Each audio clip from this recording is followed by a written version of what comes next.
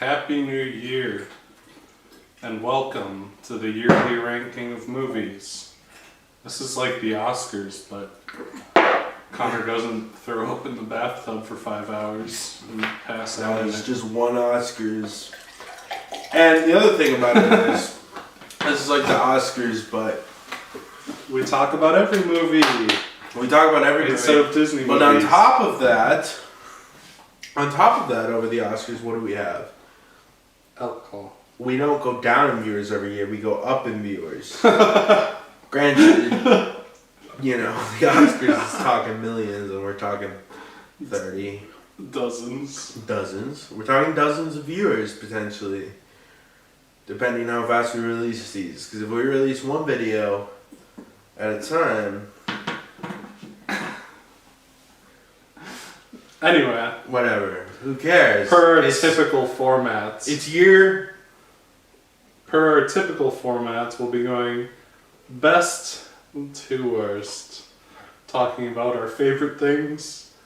And talking about the shit show that this year became. And then we'll have a little... Can we look talk at about the fact that 2023. this is 7 years that we've been doing this? 7 years! We'll have a little look at Wow. 2023 at the end. I was a 'cause lot it's less looking fat good. a couple... We can work on ago. getting not fat. Next year we're gonna be Nothing fucking losing ripped. Next year I'm gonna be fucking... Next year we're gonna look like two fucking Chad bodybuilders. I'm gonna look like when Arnold we do this Schwarzenegger. list. When we do our next year list, it's gonna be Just fucking throw it wild. in my You guys mouth. will be like, wow, he's fucking wild. Dude, I've been losing some weight living. But we watched a lot of fucking movies this year. We got a lot more, I feel like, next year, because next year's Next crazy, year's but we'll be a talking banger. about that. Would you say that this has been the best year of the 7 years we've been doing this? Listicle. Maybe. Well, we had to see. And we're going Maybe. to start out the list with our favorite movie of the year. So, Aiden, what's the favorite movie this year for us? Our number one movie this year, The Menu. We talked about it. It's fantastic. It's funny. It's dark. It's intense. I saw it before Connor did, and I loved it, and I made him watch it. It's by Mark Mylod, who directed a lot of Succession. Fantastic show that you should watch. The movie's great, very funny, very biting. Easily my favorite of the year, but I think number 2 for us is a very, very close, if not a tie. Connor. I'm texting one of the bitches. The bitches. I was recommending, she actually texted me, what should I watch on HBO Max? And I said, White Chicks. Number 2, Everything Everywhere All at Once. Man, Michelle Yeoh's back in full form. Short Round's back in this bitch for the first time in, 30 years? It's a heartwarming movie with some martial arts aspects. Me and Abe love Funny, our martial fun. arts. Funny, fun, emotional. This and The Menu are virtually tied for me. I honestly think our top 4 are virtually tied for me. I loved all 4 of our top movies this year. They're awesome. So, Everything Everywhere All at Once, if you somehow live under a rock and haven't seen it, you gotta see it. Martial arts, fucking comedy, fucking action, fucking Heartfelt tears rolling down your face while you're just trying to have a good time. It's all here. So Everything Everywhere All at Once, highly recommend. drama. Okay, number 3 is The Whale. No way out. Our video about it either came out like a day or 2 before this one released. The Whale is heartfelt, tragic, sad, beautiful. It's wonderful. Darren Aronofsky has made a movie that's not visual and audio fucking vomit. Awesome. Loved it. Next. Well, the awesome thing about The Whale, too, is it's a revival. It's a comeback. Renaissance. It's a comeback for Brendan Fraser.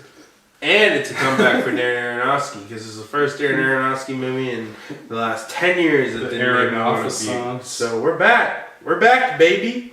Next, we got The Batman.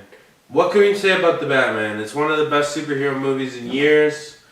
Probably the most comic accurate version of Batman tonally.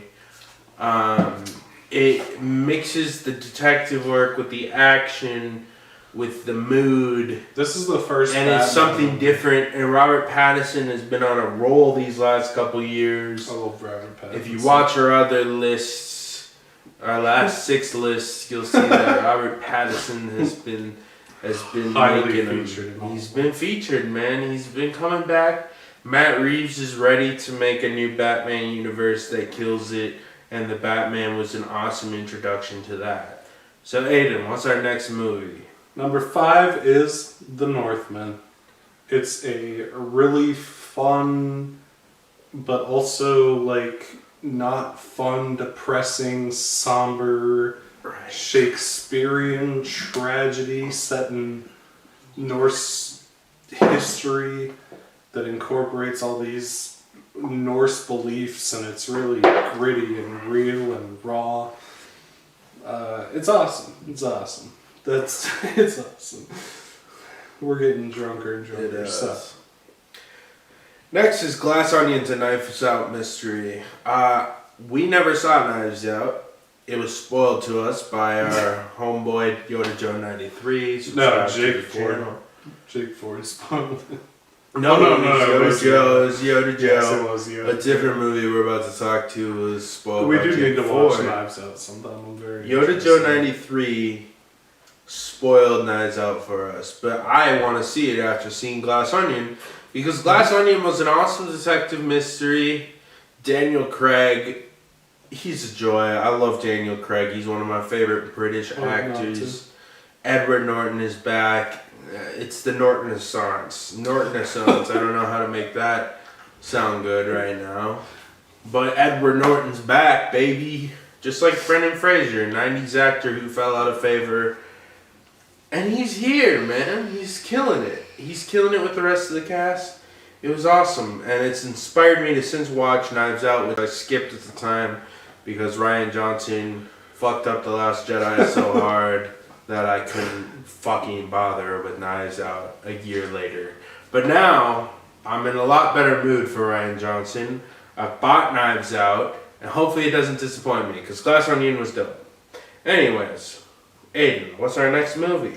Number 7 is Babylon. This is another one that we talked about very recently.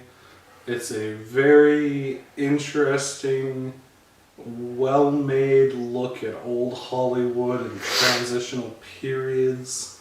It's exceedingly well acted. It's very fun. It gets a little messy at the end, which is why it's kind of sinking at the lower end of our best of the year list. But I still think it's a really good time that people are going to like, even if it is a little overly long and messy.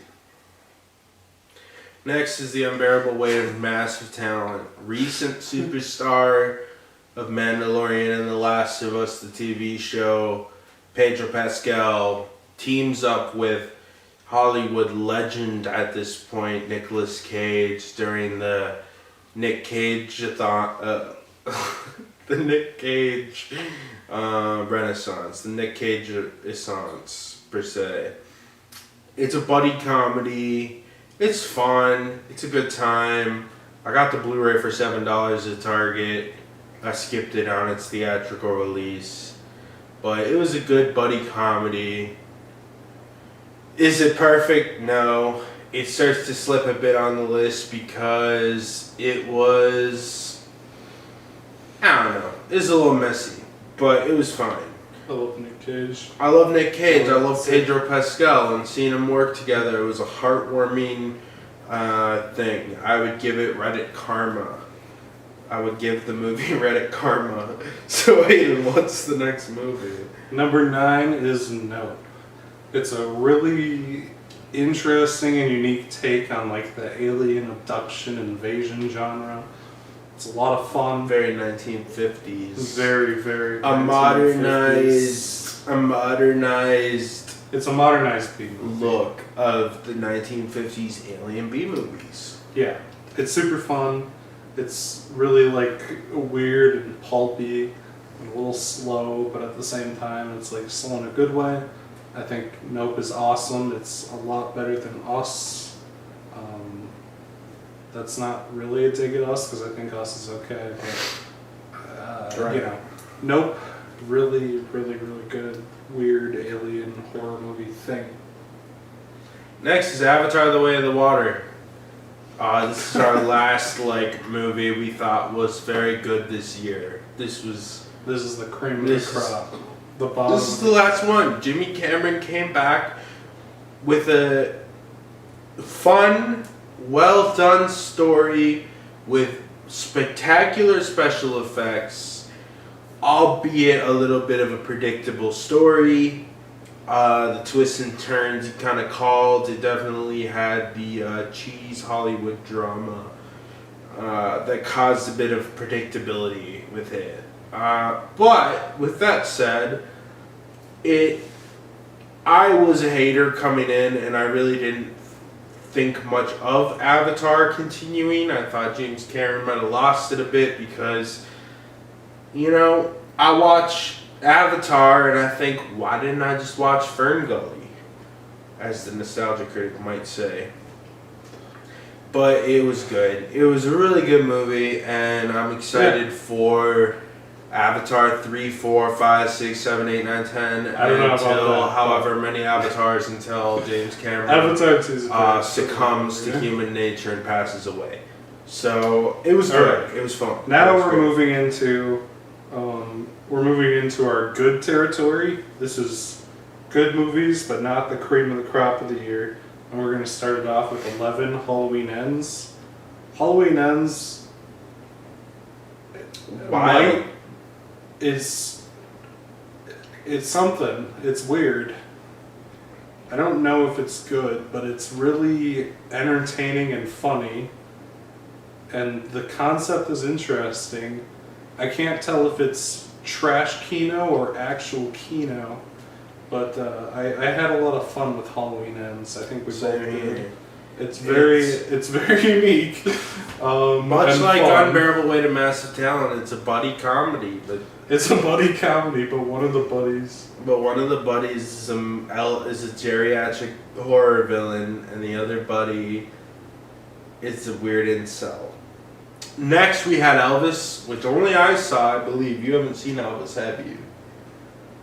It's a biopic about Elvis by Great Gatsby scribe Baz Luhrmann, and it is endearing to Elvis. You see this innocent, doe-eyed boy, religious boy, go from innocent, religious, doe-eyed boy to drug addict, creep, man, through the very fun musical eyes of Baz Luhrmann. We have Megan Thee Stallion songs. Jack Harlow was probably on the soundtrack. Eminem was there, and he said, "I'm just like Elvis for real, for real."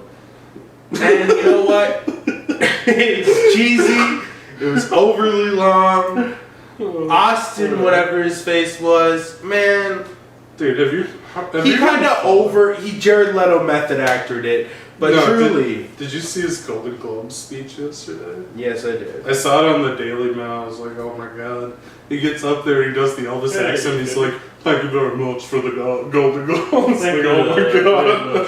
Oh my god, dude. I want to be the human. You finished shooting this movie like a year and a half ago. Thank you very much, but I haven't been able to drop the accent because Elvis Presley is in my DNA. I also like how I did that interview with the Daily Mail where he's like, I got so into the character of Elvis, I started beating my girlfriend. I was like, okay, what are you talking about, homie? You're fucking nut job. Anyway. Alright. Yeah, Austin's a nut job, but the movie was decent. It's a fun biopic.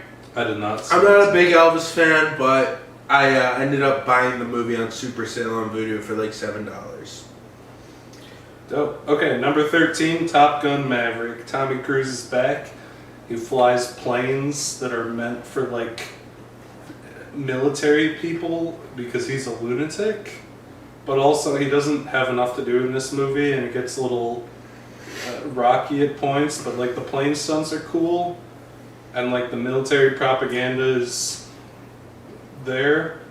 Here's what I'll say about Top Gun. I like the movie, but it's not. I'm never gonna rewatch Top Gun Maverick because when I want to watch Tom Cruise, I want to see him climb the tallest building in the world. Right. Let's talk in appetizer in Applebee's terms. This was the mozzarella sticks to my 8-ounce sirloin steak. In Applebee's terms, you know what I'm saying? This is the mozzarella to my Mission mozzarella sticks to my 7-ounce sirloin that is Mission Impossible 7. Next up, we have Jackass Forever. Jackass Forever, the Johnny Knoxville and the gang, besides Bam Margera because he's a drug addict, and fucking Ryan Dunn because he drunk drive killed himself, are back with a whole bunch of new people that they pulled from Odd Future and frickin' Ridiculousness or whatever fucking MTV show they were featured on. And he pulls them together to make a new fucking Jackass movie. I call it Geriatric Jackass. Is it bad? No. Is it as good as Jackass 1 through 3? No. Jackass 1 through 3 had the charm of these are cool skater boys. These guys, the remaining jackasses per se, are all sober, old, and it feels like let's make this movie for some money, boys. I like fucked up. I don't give a fuck. I'm 25 years old and I'm gonna fucking show my genitals and get run over by a bull or whatever. Jackass Forever, is it bad? No, it follows the formula, it works. But I definitely don't see it in the same light as I might see the new kids do not have the energy. They don't have the energy of Steve-O or Bam. And the original group is too old and has had too many head injuries. Johnny Knoxville. If Steve-O gets another head injury, he's gonna die. If Johnny Knoxville got hit and got injured so bad he was out of the movie, and they just were like, "Okay, you're just the host." I like how one of the first things they shot was the bull scene. So there's like 3 or 4 segments where he has gray hair or where he has black hair because he was dyeing his hair, and then after he got out of the hospital, he's like, "Fuck it," and he's just gray haired for like 90% of the segments. Right. Anyway, would I like to see Jackass 5? No. I'll watch the first 3 Jackasses, and I have all of the Jackass movies and the series on Vudu. The new group just cannot. And the original series. Like, I can just pull up the fucking original series where they were just tasing themselves in the nuts for 30 minutes every week. Why would I go back to this? I love Jackass in middle school, man. I loved Jackass. I love getting stoned and watching Jackass. But the rebellious spirit is leaving the Jackass crew, and perhaps the rebellious spirit is leaving me, because I wasn't feeling it. Anyways, what's next? Number 15. Okay, now we're moving into the middle of the road things, or the things we don't have very strong opinions on. So I think this will be quick. Number 15 is After Sun. Which is a movie neither of us connected to very deeply, but can both agree that it's very well made. I don't have a lot to say on it beyond that. Next is Doctor Strange in the Multiverse of Madness. Marvel fans are expecting a big Endgame style shindig from this. I was expecting a Sam Raimi fun fest. What we ended up with was a Marvel movie. Something in the middle, but neither at the same time. We ended up with a mid-budget Marvel movie that didn't have much to say, and a Sam Raimi movie that felt neutered by Marvel. Ultimately, a little bit of a disappointment. Number 17 is Sonic the Hedgehog 2. Didn't even remember this came out this year. Don't even remember the movie. It's like a decently passable children action adventure movie. It's nothing special. And that's all I have to say about that one. Guardians of the Galaxy Holiday Special. The Guardians of the Galaxy crew go down to try to kidnap Kevin Bacon. It's cute. It's well shot. It's fun. But the story doesn't really progress our long-awaited Marvel superheroes, the Guardians of the Galaxy. It more satiates our hunger for Guardians of the Galaxy 3 coming out in May. So Aiden, what's It's next? cute, but it's nothing all that splashy. Number 19 is Pearl. Pearl is a sequel to X, which we have not seen yet. Prequel sequel. It's a prequel to X. It's a story about a woman who kills 3 people because she's horny. It's fine.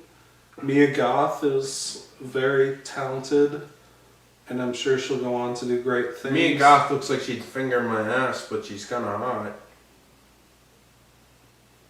Mom, if you're watching this, I apologize. Next movie. Scream! Yep. Scream is back, but this time without Wes Craven, and now with yearly entries. It, for some reason, has the thesis of The Last Jedi The good. Last Jedi good, and people who complain about The Last Jedi are Serial killer. serial killer incels. And if you don't like what I like, I'm pissed off about you. But otherwise, it's a decent Scream entry. Definitely lacking the core heart of the franchise, which Wes Craven brought, which is, this is my wacky franchise to make fun of other slasher movies that I find lesser than me. Well, also Even at the same though time, Wes Craven is a slasher director, but whatever. well, that was part of it because Wes Craven was making fun of a genre that he defined through his movies, right. and that is not the case. But anyway, 21, Violent Night. It's directed by the guy who directed Hansel and Gretel Witch Hunters, starring Jeremy Renner. R.I.P. It's a Last time featuring on this list. it's exactly what you'd expect from a movie about Santa Claus beating people up. I do not hate it. I do not like it. Anyway. Next is Barbarian. Barbarian is weird. It wants to be deeper than it is. It's not really a movie. It doesn't have a protagonist or really an antagonist. Well, It is a little bit annoying, and it doesn't know what it wants to do, but it's fine. And it's well shot. But it's just a little, it thinks it's better than it is. Number 23 is Bullet Train. This is a movie I was super disappointed in. I saw the trailer and I was like, oh, this might be fun. And then I learned it was like by the Deadpool 2 guys. And it's like stupid on purpose. And it like makes fun of its premise. I think the idea of like an Alfred Hitchcock murder mystery action movie on a train is awesome. And they kind of blow it by like constantly undermining their own concept with shitty jokes. Right. I think like conceptually it's fine, but they drop the ball on the execution, which is why it's down here. Next is Turning Red. Turning Red is a movie about a child growing up and periods and shit, which I don't really get because I'm a dude. I got a penis. I don't get fucking periods. We don't bleed out of our penis, us men. But she turns into like some sort of panda, some sort, raccoon type of Okay, but creature. Connor, this movie takes place in 2002. How come they never bring Yeah, up much 9/11? like They never much bring like up After 9/11. Sun, it takes place in 2002, but they never bring up 9/11. Weird. Anyways, what's the next movie? Number 25 is Werewolf by Night. This was a short Disney Plus original short film about a guy who he does some shit, whatever. It was fine. I don't have anything more to say about Werewolf by Night. I don't even remember Werewolf by Night. Fuck that movie. Next is another MCU project, Black Panther Wakanda Forever. Wakanda Forever is a confused movie in a really awkward place because the star of Black Panther 1, Chadwick Boseman, unfortunately passed away from cancer. I don't know. So they felt like they had to make a 2.5 hour movie. And the reason it's 2.5 hours is because a half hour has to mourn the loss of Chadwick Boseman from the first movie, and then 2 hours is your standard, perhaps subpar Marvel movie.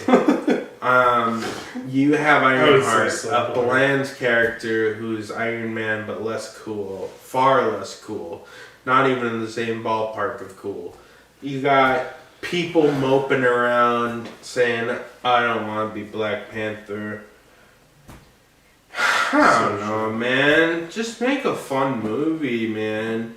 Say he passed away, do a 15-minute tearjerker instead of a 30-minute tearjerker, and then get on with the fucking movie and make something fun. Instead, it was a big tearjerker, and then it became the most generic Marvel movie I've ever seen. And I've seen a lot of generic Marvel movies this year specifically, including one that's coming up on the list and one that we just talked about, Doctor Strange Multiverse of Madness.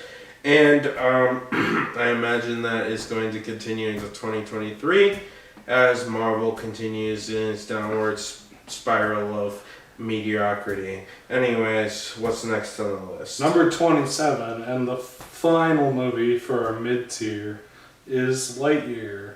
It's a spin-off thing of Toy Story. I don't know what it is exactly. It's like a decent-ish adventure movie, but it's like weirdly depressing and awkward, and it kind of gets like really boring. It's very forgettable compared to the Toy Story. It's very forgettable. It's also like, do we need an origin story? Do we need to see? It's not even an origin story. The idea of when Buzz Lightyear came from. Before we transition, the idea is Buzz Lightyear is like the Star Wars of the Toy Story world. Before we transition into the bad tier, do you have any thoughts about Senior Year, which you saw some of, and I which saw none of? I was fucked up when I saw Senior Year. I got home, my girlfriend at the time, Corey, shout outs to Corey, she's cool. We were hanging out, we were watching Senior Year. She watched like 3/4 of it, and basically it's like a Rebel Wilson body positivity movie. But she like goes in a coma. I almost threw up. She goes into a coma somehow, but somehow she's also fat as shit. And she ends up banging her high school sweetheart, who is now a high school teacher who taught her in high school. And then they do like a bunch of choreographed dance numbers. It's a Rebel Wilson star vehicle. I thought it sucked. I thought it was horrible. Anyway, into the bad tier. I appreciate that you transitioned like that. Like you. I figured we had to bump Senior Year somewhere because I didn't. Senior Year was horrible. I would have put it near the bottom of the list. It was fucking horrible. I was fucked up. Well, when we get to the bad movies, the really bad movies. Beavis and Butthead Do the Universe. Rebooting Beavis and Butthead. Before the reboot of Beavis and Butthead, they decided to bring him into the modern day. Mike Judge. I love Mike Judge. He created Beavis and Butthead, which I liked a lot in middle school, watching Netflix reruns, and of course King of the Hill's fucking Keno. Beavis and Butthead is a parody of 90s kids that they tried to bring into the modern day, so those 90s kids are in their 30s or 40s. Beavis and hoping Butthead. That they will be nostalgic towards a parody of themselves. Beavis and Butthead. Not made for children of today because they wouldn't understand it. So ultimately, the only thing that people my age can relate to it is horny. Beavis and Butthead still wear Metallica t-shirts. That's my comment on the movie. Yes. I don't know who it's for. It's very of the 90s. Bringing it back is stupid. That's my thoughts. Alright. So, in the dead center of the bad tier is Clerks 3. I kind of have an update to the review, so I have to talk about it a bit, but you give the general idea. Clerks 3 is a awkward, badly made movie that, the main reason this was made is because Kevin Smith had a heart attack and he was afraid of his own mortality, so he took it out on the Clerks universe. And you kind of end up with this awkward, self-reflective, but also very stupid movie. And at the same time, like, despite the fact that it's never funny, it's really stupid, it's awkward, it's a movie that Kevin Smith clearly cared about, which keeps it out of the disaster tier. There's something deeply personal and also endearing about it. It's a movie he really cared to make, and you can feel the passion in it. It's still really bad. It's a very passion-filled, terrible movie. Exactly. From a director who... I mean, I've seen passionate-filled movies that have still been in the terrible tier. Kevin Smith is just competent enough to pull it off. Do you want to tell the story about you meeting Yes, Kevin Smith? so I actually met Kevin Smith this year on tour for Clerks 3. Not really by my own choice. I didn't pay any money except to buy booze when I was at the live show for Kevin Smith.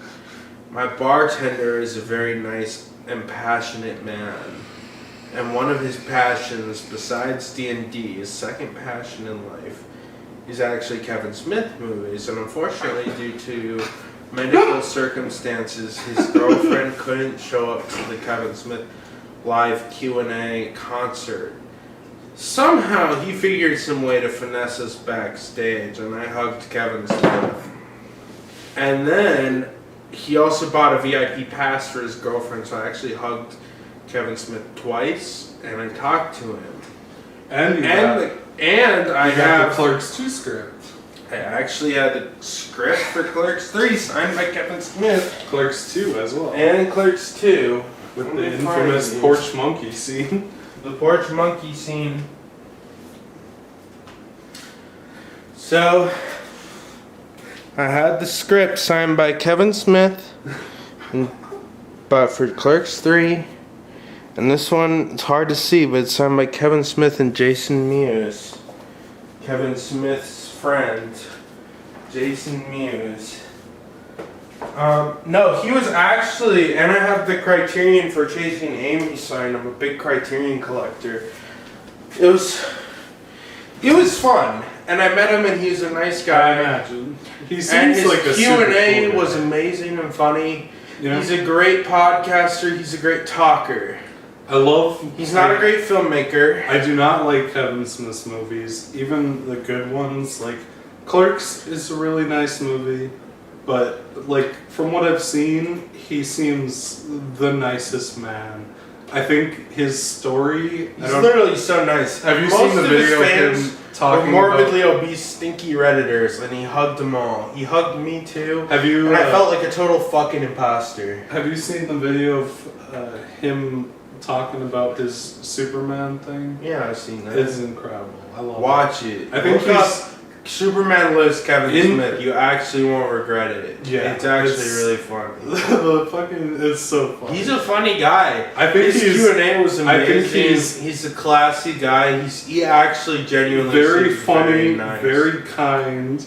I don't like most of his movies, but I think I would love to meet Kevin Smith next time. I've met Kevin Smith twice, and I've now hugged him twice.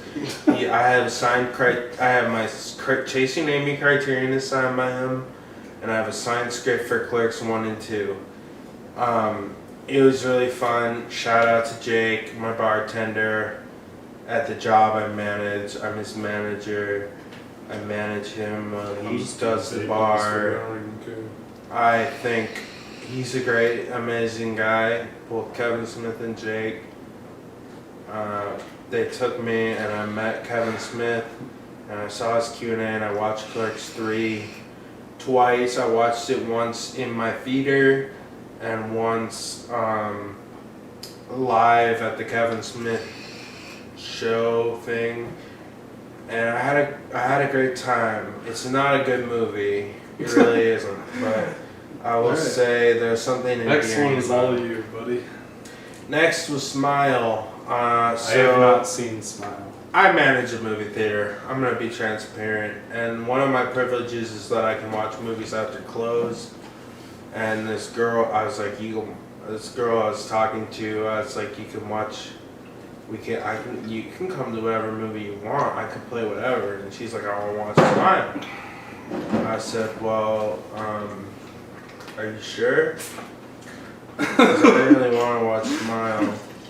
Well, that was her choice. 'Cause my only asset as a man is that I don't make money. I can't buy you things, but you can watch movies at my movie theater. So I took her to Smile, and the date went okay, but the movie okay. So story-wise, it sucked ass, really, to be honest with you. The story sucked. The story was very linear. I don't think there was any sort of commentary or message to it. It's a mental illness movie, bro. In the end, it was really like, we need to wrap this up. We hit 90 pages. That's a feature film. They hit 90 minutes. That's a feature film. Let's wrap it up, baby. So they wrapped it up, and they wrapped it up, bro. They wrapped it up. You know, it sucked. It was shot actually pretty well. Like the cinematographer, I give him props for actually trying on a motherfucking Smile movie. Okay, I need to piss, so before we transition... I need to piss too. Okay, let's just... Alright, okay. So now we're transitioning into the fucking garbage. Everything from here is garbage. Pile here.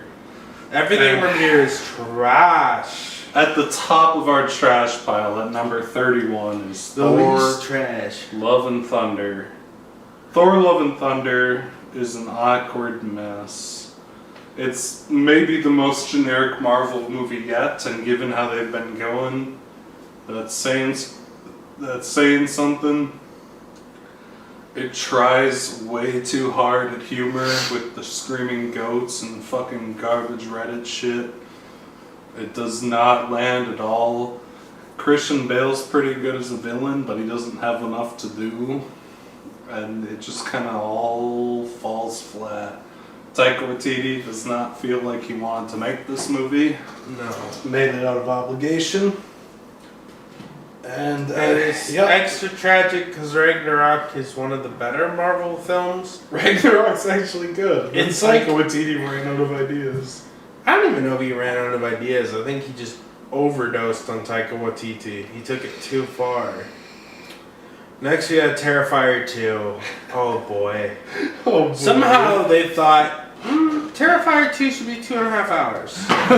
With 5 kills. And each of the 5 kills should be a horrific 12 minutes long. 12 to 25 minutes. In every possible way to pace a movie, he couldn't have possibly paced it worse. He couldn't have possibly paced it worse. This movie should have been 90 minutes with 5 kills that were each about 5 minutes. This is the definition of badly paced. This is the worst paced movie I've ever seen. I'm gonna say it. I've never seen a movie that was paced worse. Anyways, Aiden, what's next? 33. Fantastic Beasts: The Secret of Dumbledore. I've kind of fallen in love with this movie. It does not make sense. It's incomprehensible.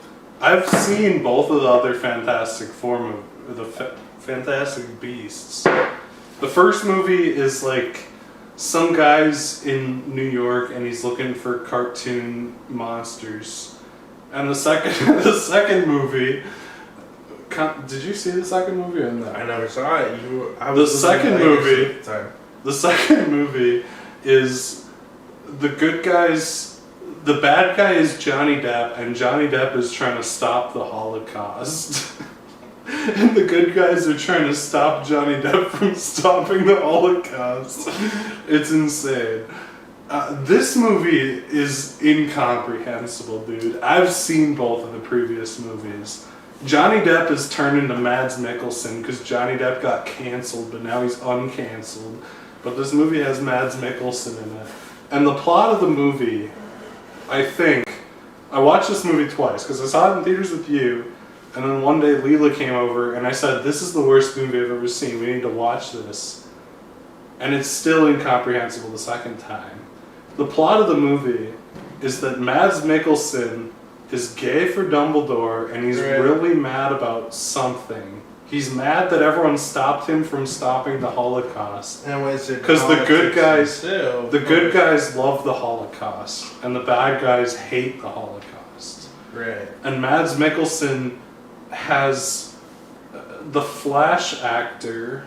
Ezra Miller. Ezra Miller, the Flash actor Ezra Miller, who molested a bunch of children, kills a baby deer, and then he takes the deer to Mads Mikkelsen, who revives it into a zombie, and then they have a wizard election where Mads Mikkelsen, the election is decided by a magic deer who reads people's emotions to see if they're pure of heart to be the Wizard King. And Mads Mikkelsen has a zombie deer so that he can rig the election. But then there's a real baby deer that was saved by the weird-looking ginger guy.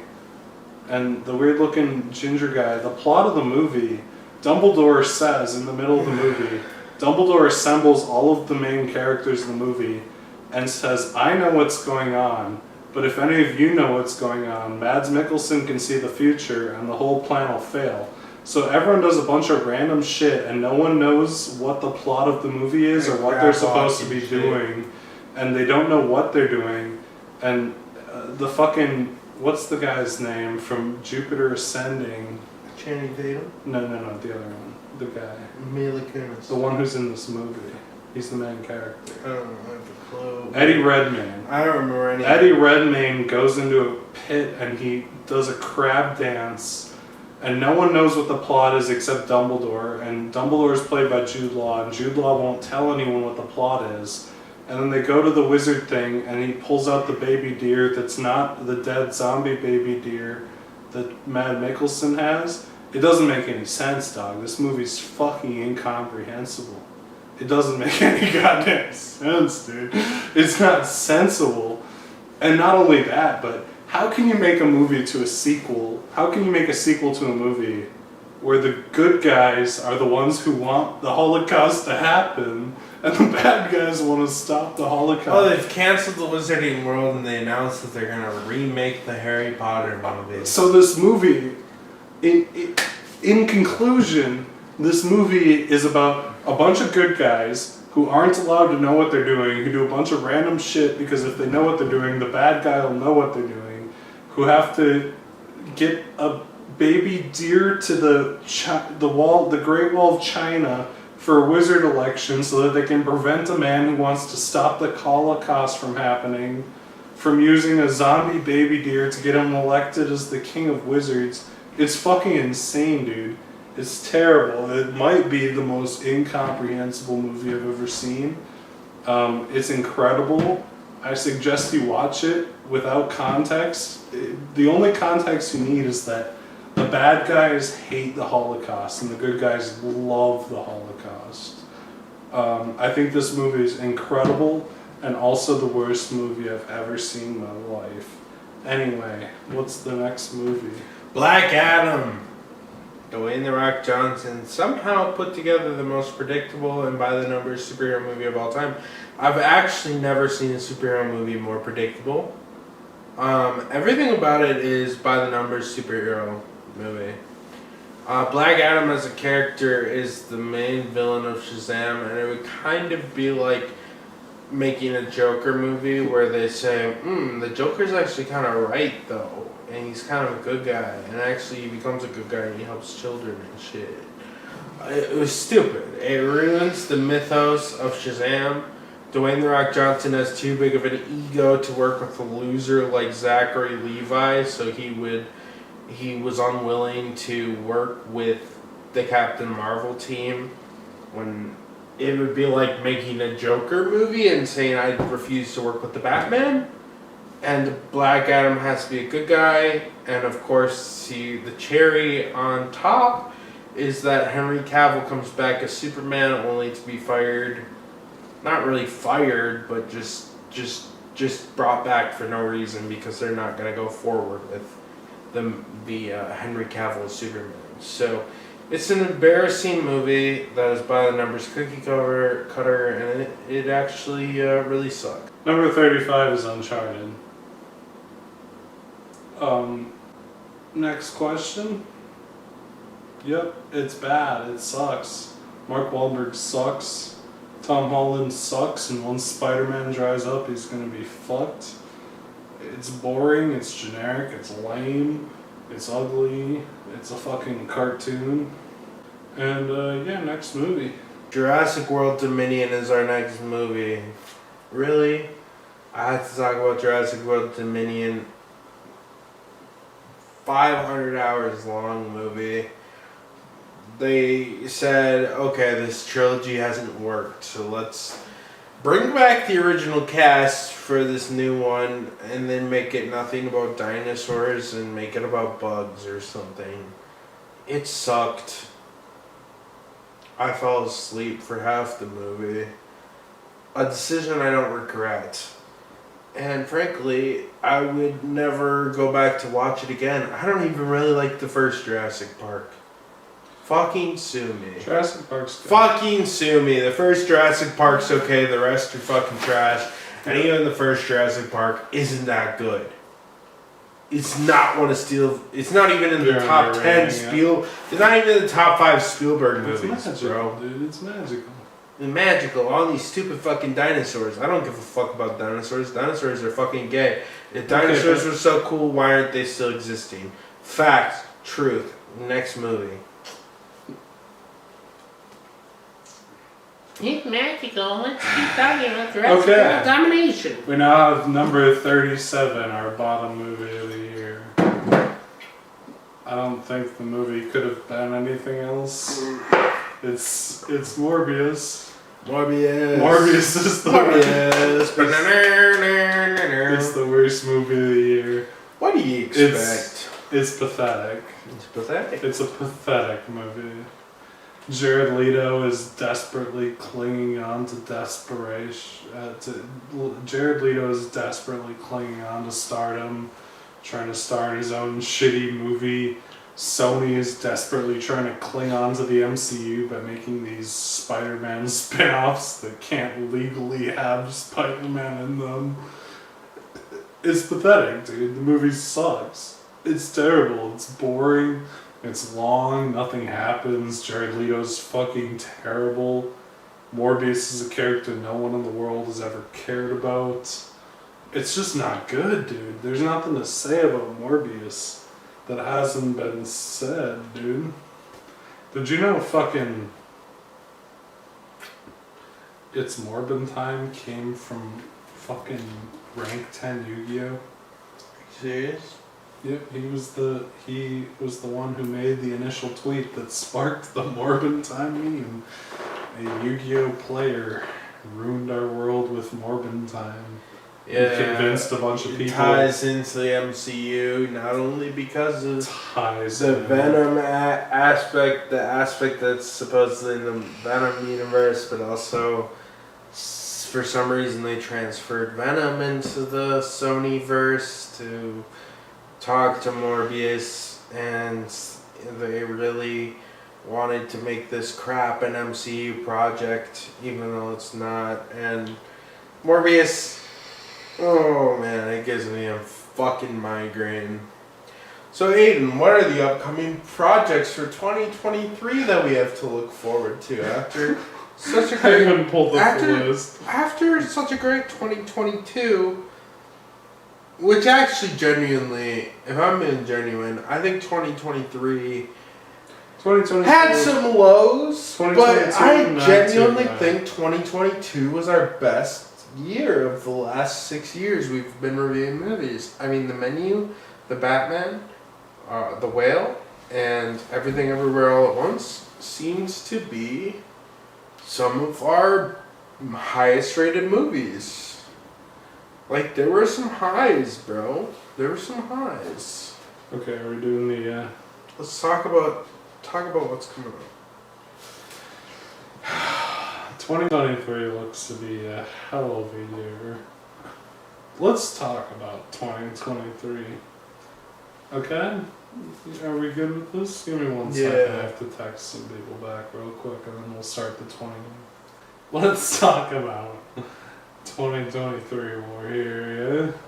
You know, I'll just run this segment. You can be the reactor. Yeah, So- he just read the ass, which kind of stinks. We've already talked about Megan and Ultraman, which opened this week. Let's start bumping forward into the future. Okay. Next week, we have House Party and Plane coming out. What do you think about? Next house party. We're gonna watch Do you House think- Party. What do you think of Plane, the Gerard Butler movie? I just think if About you're gonna be a so plane. lazy about the title, I'm not gonna be watching your damn movie. Okay, that's fair. That's fair. Okay, let's. Are you excited for Teen Wolf the movie, which is a sequel to Teen Wolf the series, which comes out in late January? I never saw Teen Wolf the series. Is Neither it have a I. sequel to the Marty McFly movie? No, it's a reboot. Okay. Marty McFly's not in it because he has Parkinson's. Okay, what's after that? Okay, end of January, we're moving into nothing. Okay, February. 80 for Brady, baby. 80 for Brady. February 3rd. Okay, I'm hyped for 80 for Brady because here's the thing about 80 for Brady. I like the idea that old people like Tom Brady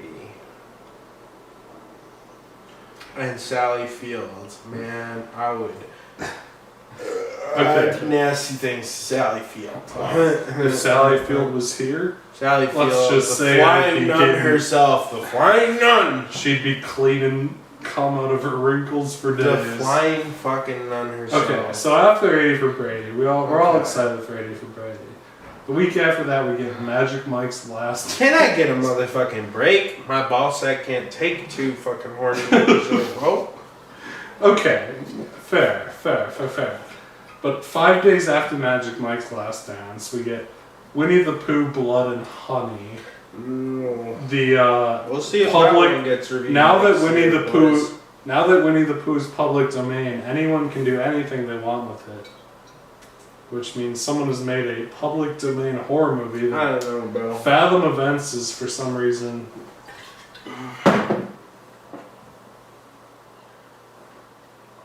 That's where they get you. Fathom Events always gets you. You know, it comes out only 2 days after Winnie the Pooh, Blood and Honey. I know you got a lot to say about this one. February 17th. Ant-Man and the Wasp Quantumania. Here's the thing. Ant-Man and the Wasp Quantumanium, I saw that damn trailer. I really did, I saw the trailer. And here's what I think of it. It looks like shit. It really does. It looks vomit-inducing. The colors that Kevin Feige put together makes it look like it's gonna make me nauseous. And if I see it in 3D, I'll probably get so nauseous that somehow it's gonna cause me to get cancer and I'll die. Anyways, what's next? Well, there's Kino after that. Next up is Cocaine Bear, a movie based on a real life event where a bear ate a bunch of cocaine and then it like wandered around the woods and died. But the movie is like the cocaine bear starts like jet skiing and like shooting rocket launchers and a bunch of fucking crap ass actors are in it, including O'Shea Jackson Jr. Ice Cube Jr. of Straight Outta Compton fame is in Cocaine Bear movie. Cocaine Bear is. Do we have to watch that one? I mean, we're going to. I know we will because. You think Joe's not gonna let us watch Cocaine Bear? Cocaine Bear looks. Okay, but we actually got a few What the good. hell? We actually got a few good ones after Cocaine Bear. Because after Cocaine Bear is Creed 3. Creed 3. Creed is 3, probably- I'm excited for. It is directed by Michael B. Jordan, which is like. Is it actually? Oh, It is. I don't know about that, man. that's. But, odd. you know, sometimes. Although at it the feels same a little time- vanity like. all the Rocky movies were directed by Sylvester Stallone, so. You know, it's part of the legacy. The week after Creed 3, we get Scream 6. I don't know what to make of Scream 6. I mean, the last Scream was like, it's alright. So It's maybe fine. this Scream will be alright. I don't know. Scream 6 is I'm being not directed- expecting much from Scream 6. It is doing the Manhattan storyline again. Maybe Yeah. they'll do Scream in Manhattan better than Jason Goes to Manhattan, but I don't know, bro. After Anyway. Scream 6, we get Shazam Fury of the Gods. I liked Shazam 1 good enough. Yep. Yeah, that'll be fine. I think that'll be fine. After that is John Wick Chapter 4. I which don't know is why we need not another. something I... We just don't need another John Wick. The John Wick series has been kind of just on this downward slope. Like, I think John Wick 1 is amazing. It's this really fun, tight, compact, singular little action movie. And now there's 4 movies deep and they keep expanding the lore and I just don't care anymore. But you know what we get after John Wick 4, baby? I can't even say this very fast. Dungeons and Dragons: Honor Among Thieves, starring Chris Pine, Michelle Rodriguez, Justice Smith. Oh God, Hugh Grant. Why are they making a Dungeons and Dragons movie in 2023? It's just not a good idea, dude. It's just not a good idea. Do you have any thoughts about Dungeons and Dragons? I'm not really excited for Dungeons and Dragons. Okay. I'm not really excited for it. Well, just why a, make it, bro? just a singular week after Dungeons and Dragons, we get the Super Mario Bros. movie. The Super freaking Mario Bros. Movie. I just can't bring By myself to give a shit about elimination. Chris Pratt. I like all those interviews before the Super Mario. Not even Bros. Chris movie. Pratt, bro. It's just like, Chris Pratt. how do you make a Super Mario Bros. Movie? We have a Super Mario. I like how Bros. Chris movie, Pratt- and it's wild and Before it's the- crazy. You have to think out of the box to make a Super Mario. Before the Bros. newest movie. trailer, I like how Chris Pratt had like a dozen interviews and he's like, "Don't worry, guys, I'm not gonna do the Chris Pratt voice. Like, I've been studying Mario. Like, I played all the Mario games, and I'm not just gonna do the Chris Pratt voice." Then you watch the trailer, and Mario's like, "Whoa, whoa, whoa, hold on there, Yoshi," and he holds out his hand and walks backwards, just like all the Jurassic World movies, and he's like, he's Chris Pratt. Also coming out the same day as the Super Mario Bros. Movie is Chevalier, a movie about the black guy who played the violin in the 1700s. Wow, that's wild. It's, yeah. Yep. Okay, so we got a couple weeks off. Evil Dead Rise is a movie.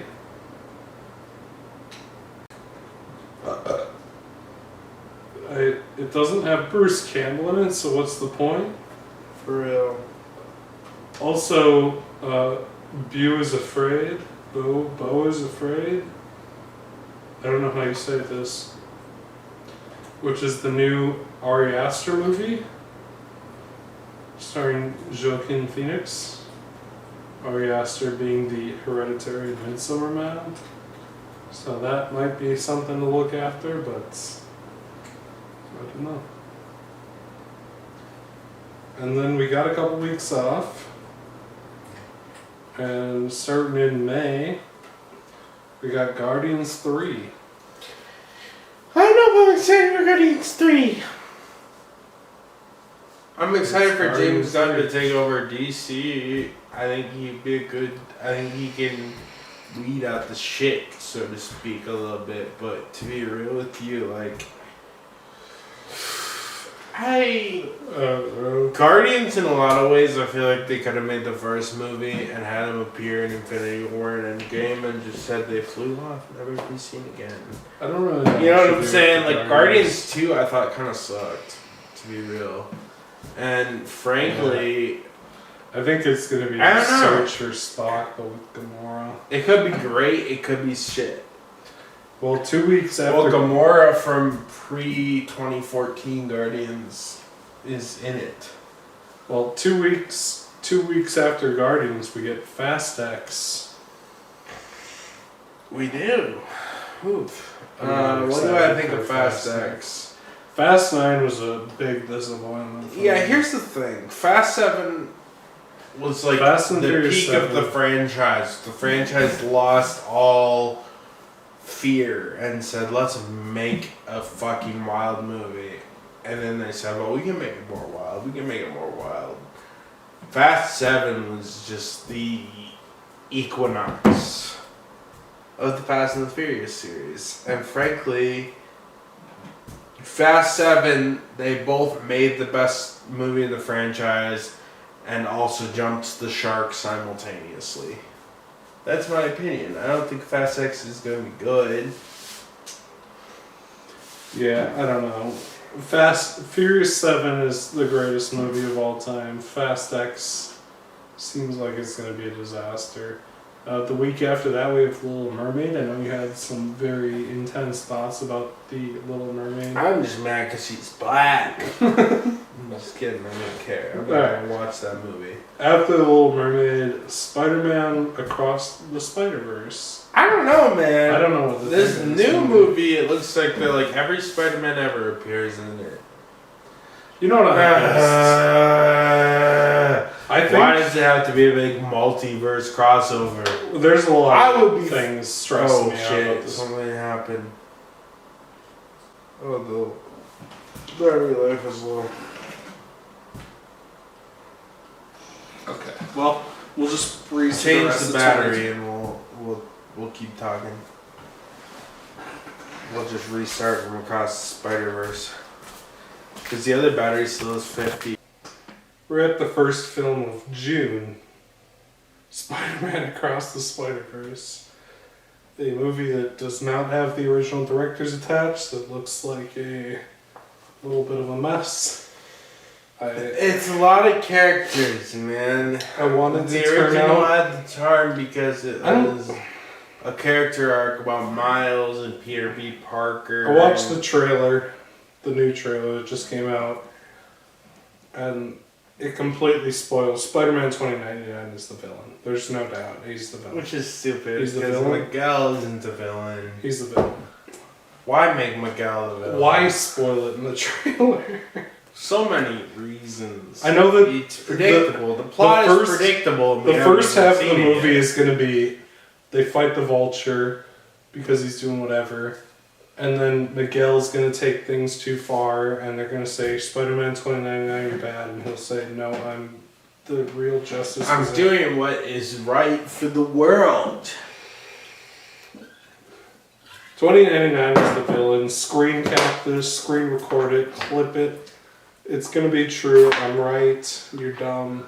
Anyway, the week after that, we get Transformers: Rise of the Beasts, which is Transformers: Rise of the Beast looks it looks okay. like a Transformers movie, man. Yep. I mean, it's nice to get some fresh blood. Is it? Because we knew what was gonna. I mean, he directed Creed 2, which is a nice thing. But I don't know. It might be okay. Maybe. but I doubt it. I don't think it's... The thing about Transformers is the more full retard it goes, the more I enjoy it. Transformers 1 is boring. Transformers 2 is racist. Transformers 3 is boring. But Age of Extinction with Marky Mark, where Marky Mark is like debating age of consent laws and like kills a guy with a football. Movie's fucking Kino. That movie is Kino. And TJ Miller dies.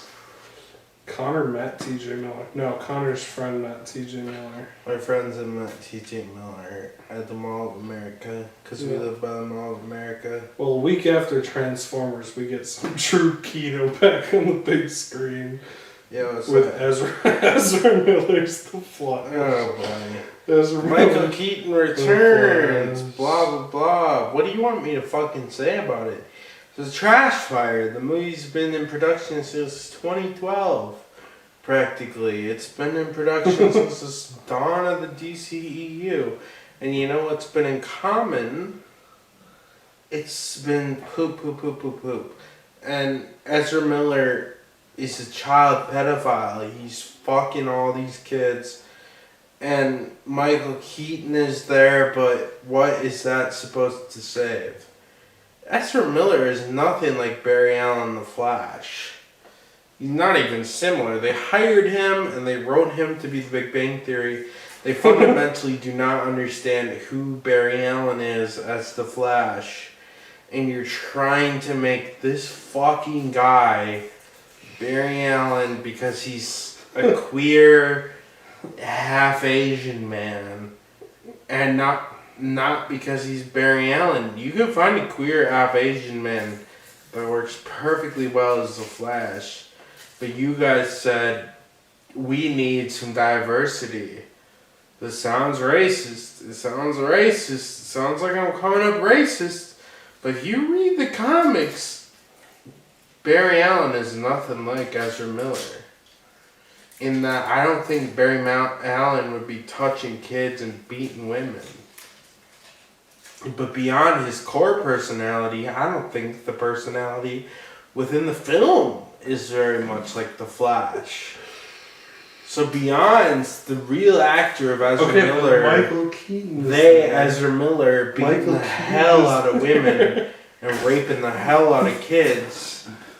But it's all good because they, them, bro. It pisses me off. I think it's gonna be stupid. And you know what? You can put Michael Keaton in any movie you want. They're gonna put Michael Keaton in the background and just cancel him. Well, on the same day as The Flash, we get Asteroid City by Wes Anderson. The Wes Anderson movie. Asteroid City. Asteroid City. Wes, my boy. Wes Anderson. I love you. I don't know, bro. The gimmick is run thin. You I'm need to done. try I've had something enough. else. I've overdosed on Wes Anderson. I feel the same. Also, the same day as The Flash, we get The Blackening by Tim Story, who directed Fantastic Four: Rise of the Silver Surfer. Do I need to watch The Blackening? It's a horror movie parody like Scream. It's clever. Yeah, I'll watch it. I'll watch it for the end of the year list. Okay. And for Drunk View. I might watch Blackening. I don't know. You guys are awesome. Yeah, our fans are really cool. Our I Drunk like View. responding to you, Drunk View name. except when you guys get really rude on my Pokemon video. Like, I know the gold and silver one's kind of bad, but if you could stop being mean, I'd appreciate it. But also, like, you feel free because it continues to boost the engagement and makes me Right. $5 every time you watch. Anyway, you know what Hottest comes out Pokemon. after The Flash? Just a short week after The Flash is Indiana Jones and the Dial of Destiny. Oh gosh. What is there to say? The first non-Spielberg directed Indiana Jones movie. Harrison Ford is back. I don't know how the fuck they convinced him to do this shit, but it does not look good. It does not look good. It does not look good. Anyways, I don't know. Like, I feel like they should, why not do it? Why not? Why not? Why not? Why not? Why not? Why not? But at the same time, really, is there a need for Indiana Jones 5? I don't know. I don't think so. What's next? What's after Indiana Jones 5? Well, now we're moving into July, buddy.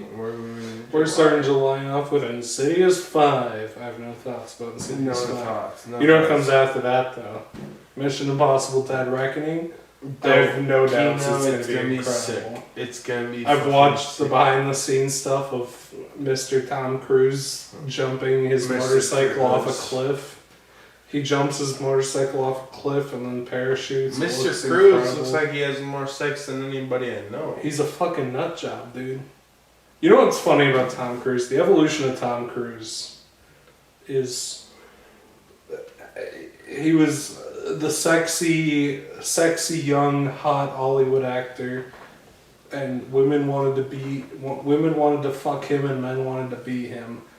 And then he did the Oprah interview where he jumped on the couch, and everyone was like, "This man's a lunatic," and he's in like a weird cult.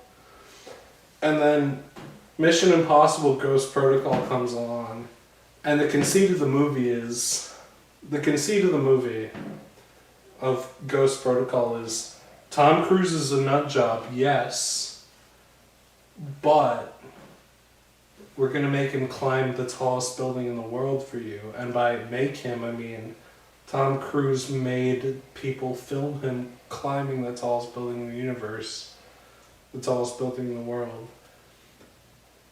Tom Cruise has leveraged the fact that everyone thinks he's a nut job into doing insane, death-defying stunts to impress people. He's gone from, I'm the sexy, ideal man, to, I'm a fucking lunatic and you should think that's the coolest shit ever. And that's awesome. I love lunatic Tom Cruise, I'm not gonna lie. Mission Impossible 1 and 2, not kind of not my thing. Watch my Mission Impossible video, I talk about it all, but anyway, you know what we get after Mission Impossible, Connor?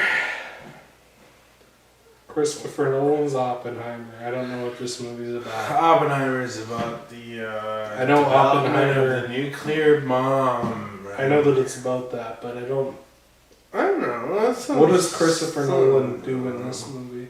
Because Christopher Nolan movies, doesn't really make bad movies except The Dark Knight Rises. Yeah, everything else True. is meh. He makes At least really meh. well. He makes meh movies. He makes Interstellar, meh. He Tenet, makes meh. exceedingly well shot movies with terrible dialogue and plots. Terrible dialogue and really convoluted plots. So I don't know how he's gonna pull off the whole biopic thing, but I'm interested to see it. Also, alongside Oppenheimer is Barbie. Oh man, Which, Barbie, bro.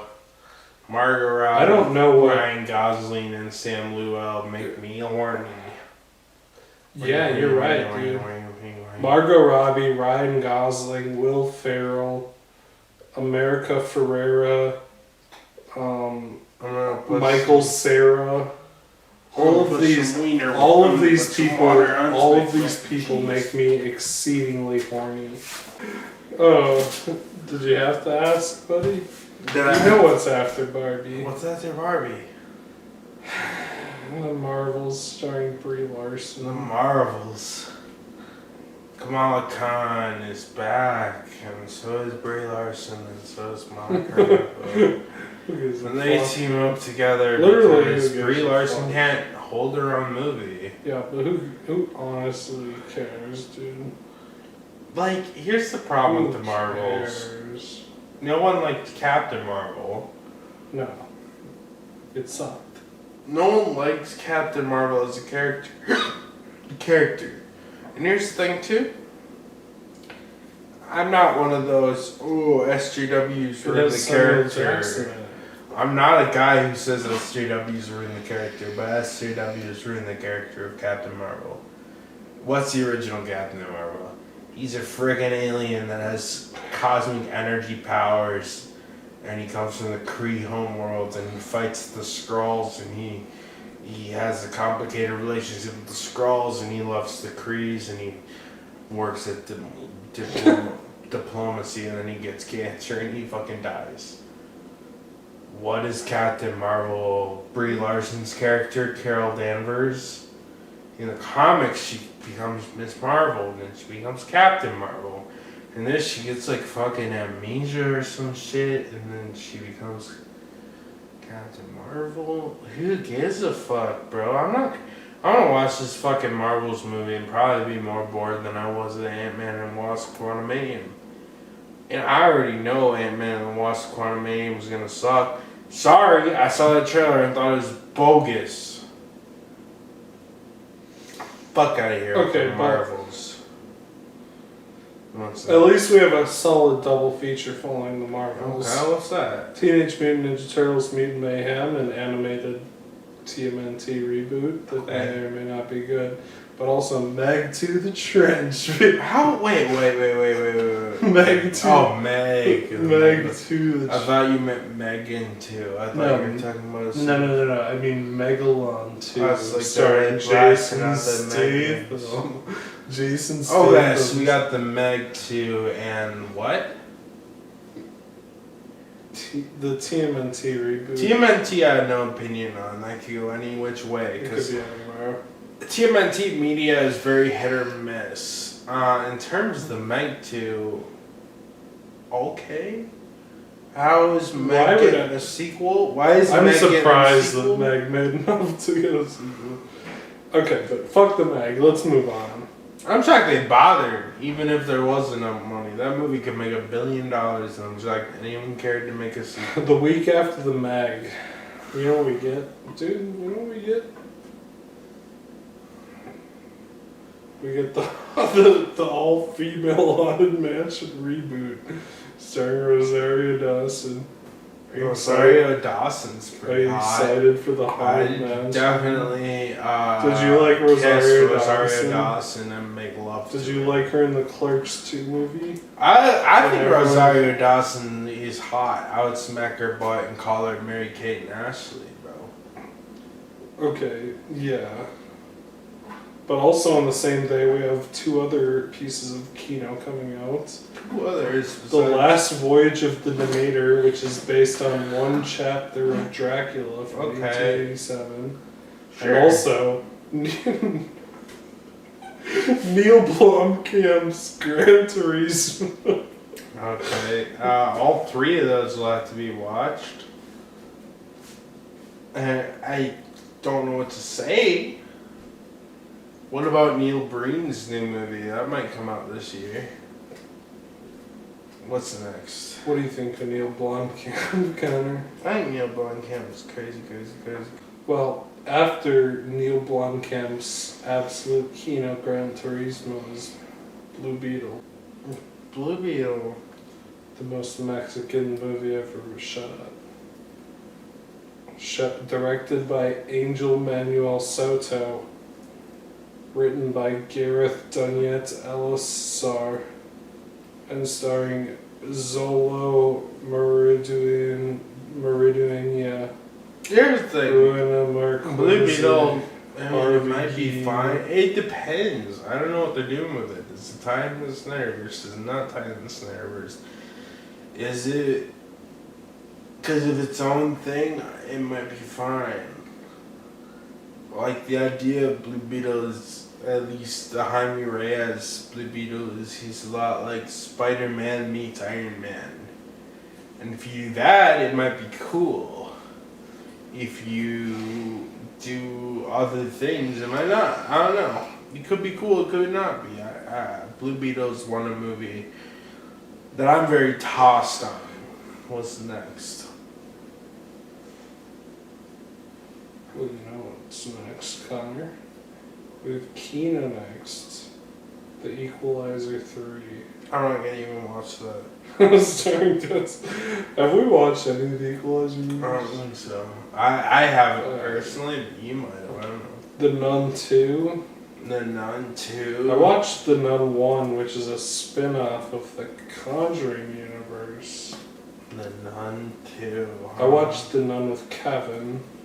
Oh. even she thought it was bad. Wow, that's crazy. Your water's burning. I see that. The Nun 2, I do not want to watch The Nun 2. But you know what comes after The Nun 2, buddy? What's that? The Expendables 4. No way, that actually comes out next. The Expendables 4 is quite the cast, though. Jason Statham, 50 Cent, Megan Fox, Dolph Lundgren. Dolph Lundgren. Oh. Sylvester Stallone is like 10th down in the credits list, which is not a good sign. 50 Cent, Megan Fox, Dolph Lundgren. Do you remember our last trip to an Expendables movie, Connor? When we cosplayed? Tell them the story of us cosplaying and what I put the mac and cheese in. Do you want some mac and cheese? Sure. I want hot dogs, bro. Okay, put in hot dogs. I bought hot I want dogs. hot dogs and mac and cheese. No, I bought hot dogs today. So anyway, the Expendables story. When we used to have to pay for movies, we'd go and cosplay. Put in hot dogs. I put in hot dogs and mac and cheese. Mac and cheese. Alright, put one in for me. We went to the. For you? Yes. We went to the Expendables 2 dressed in cosplay with knives made out of duct tape, and they didn't stop us. And like the Expendables was dead empty, so like it doesn't really matter. But we also went to the Teenage Mutant Ninja Turtles movie, the second Michael Bay one, in cosplay. And by cosplay, I mean in the parking lot of the movie theater, we were super high, and we put on cardboard boxes and put paper plates on our faces. And we called that cosplay. We went in and everyone applauded when we came in. The movie was really fucking boring. So yeah. Okay, so now we're shifting into October. Start with some real Kino. Craven the Hunter. A movie I know you're deeply excited for. Starring Aaron Taylor Johnson, the grandma fucker himself. The fact that they're continuing to release Sony Marvel movies after the embarrassment that was Morbius is honorable.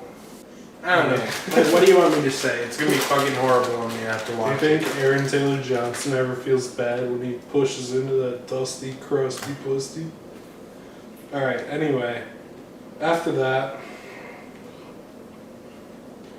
is the Untitled Exorcist reboot by David Gordon Green of the Halloween reboot fame. Okay, I guess they're gonna just remake fucking The Exorcist, but with, I don't know, nothing different. What do you want me to say? Alright, what's next? Paw Patrol the Mighty Movie on the same day, baby. I remember when Paw Patrol came out, we were a fucking zoo for kids, so kids are gonna love it. Great. Anyway, I'm not watching Paw Patrol, so we got a 2-week break after The Exorcist for Saw 10, which is returning to the mainline Saw franchise and bringing back Tobin Bell. I love Here's Saw. the thing about Tobin Bell.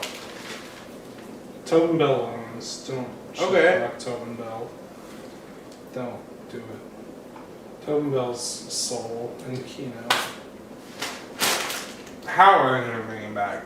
I don't know. He's been dead since Saw 4, dude. There's no bringing him back. I don't know what they're planning here. Hopefully it's stupid, gory, and dumb. Anyway, after Saw X, we get Dune 2. I liked Dune 1 enough. Why are they making a Dune 2? Why not just end it Because halfway through this story? They covered half the book. I don't really like. I'm kind of I don't really like disappointed. the first You know one. what? I don't know if this is a popular literary opinion, but I like Dune Messiah more than Dune. I'm not gonna lie, and if this Dune shit keeps happening, I hope they adapt Dune Messiah because I think it's a better book than the original. As far as the movie is concerned, I don't know. The first movie was fine. Timothy Chalamet is a sexy twink, I guess. What would you do if you came out here with this vocal around? I don't know. I don't know, I would say I'm not gay, but you're very attractive. Thank you, Timothy Chalamet. Anyway, the week after Dune Part 2, we get The Hunger Games, The Ballad of Songbirds Here's the thing. and Snakes. I don't know. I might watch this. I might not. I watched the first Hunger Games and I watched part 1 of the last. I don't know Hunger Games. anything about The Hunger Games. Jennifer Lawrence. The guy who directed it directed 3 of the 4 Hunger Games films, as well as the spy thriller Red Sparrow starring Jennifer Lawrence. He also directed I Am Legend, So he's kind of the guy to direct those Hunger Games movies. Although he Which did Hunger direct Games Constantine, didn't he which is a direct? movie I actually like. Constantine? Yes, I like Constantine. He directed all of the Hunger Games except the first one. Okay. Alright, why not? Okay, Philip I've never Seymour. seen any of them but the first How are one. you gonna make the prequel movies when Philip Seymour Hoffman died of drugs? He's the only character. I don't know, man. Who cares? Next. Next is, we're coming to the end, so don't worry too much. Untitled Trolls sequel. Next. I'm not even gonna watch that shit. Wonka, starring Timothy Chalamet. Why are they making a Wonka starring Timothy You know, Chalamet? What's it's- the point of a Willy Wonka reboot? Really, what is the point? Yes. No, it's a prequel, but No, what is the prequel point? What's it's the point? directed by the guy who directed Paddington 1 and 2, which are very cute movies. It'll probably be cute So as I'm hell. hopeful that Wonka is a very cute movie, but What- I'm not. it'll be very cute. What's the point? Anyway, the week after Wonka, we get Untitled Ghostbusters Afterlife sequel. Man, Ghostbusters Afterlife. Starring Paul Rudd. Ghostbusters Afterlife actually took a memorable franchise and made it not Completely bad, not unmemorable. good, the most unmemorable movie Anyway. of 2021. Let's wrap this up. The final movie of 2023 that's slated right now is on Christmas Day, Aquaman and the Lost Kingdom. Oh, you Connor, know what you- I think about You that. finally saw Aquaman. What do you... I saw Aquaman finally. I love it. I love it. I love it. I love it. I love it. I love it. I'm ready for the Lost Kingdom. I think it's gonna be great. I think it's gonna be epic. I think it's gonna be cool. I think I'm actually gonna nut watching the movie. No offense. No offense to anybody. No offense to my girls. No offense to my boys. No offense to my cats. No offense to my dogs. No offense to the women out there. But I'm going to nut my pants watching Aquaman The Lost World because it's going to be so good it's going to make me actually ejaculate in my pants. So there you go. That's just truth. That's a truth bomb Well, right there. we've done it. We've talked about 2023, 2022, 2021 and we've really. looked ahead at 2023. I'm drunk, I'm tired. You somehow got popcorn all over the couch, all over it. Just Yeah. every single inch of the couch. Fuck you.